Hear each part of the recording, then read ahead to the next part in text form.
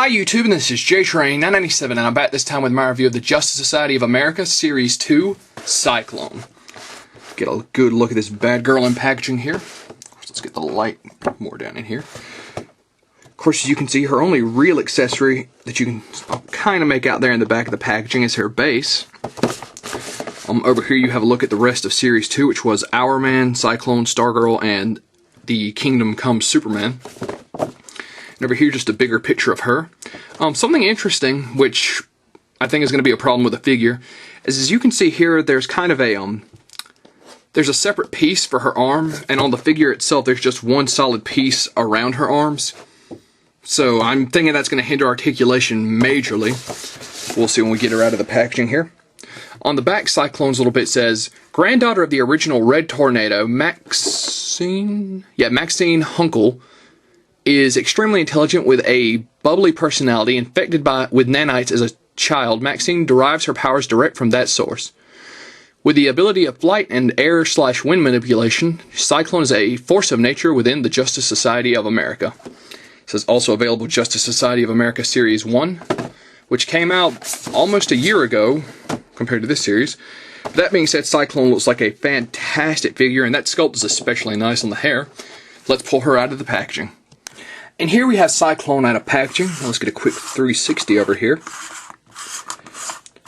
Unfortunately, though, just like I thought, this one solid piece of plastic for, I guess, the upper part of her dress completely hinders her articulation. Now, it's not as bad as I thought.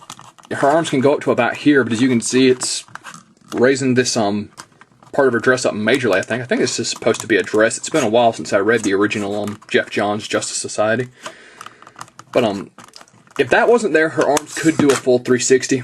So I don't see why they didn't take the time to make it, two separate pieces. One for her arms, one for just around her torso. So that's unfortunate. But anyways, she also bends at the elbow. No wrist articulation, which is strange. I thought with the way they have her hands posed, that would have been a given. Her head does a full 360. Of course, no hindrance by the hair. Obviously, it's all up in this massive pose like it's being blown in the wind. Her legs can go out to about here, back to about here, bend at the knee, and do a full 360 at both of the feet. Of course, on her standard base.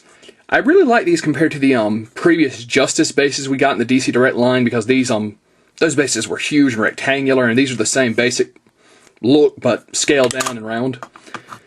So let's get her connected to her base. Although, like the Justice bases, they still have the figure standing off to like one side no matter which way you put them on here, instead of just directly in the center. So let's go on to detail. They did a fantastic job detailing her hair. Of course, there's some pretty nice paint all the way down. Even some great detail on her sneakers. So yeah, Cyclone will run you about $20 at your local comic shop, probably 25-ish on eBay after shipping. I was really let down by the lack of articulation. I mean, even though I already knew we'd have to sacrifice this from packaging, zero wrist articulation for the way her hands are posed really surprised me. I mean, just putting her hands up like this, it looks like she's supposed to be holding a beer or something.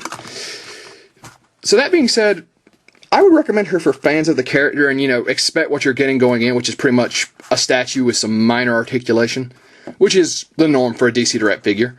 But that being said, this is JTrain997, and I'll see you soon, YouTube.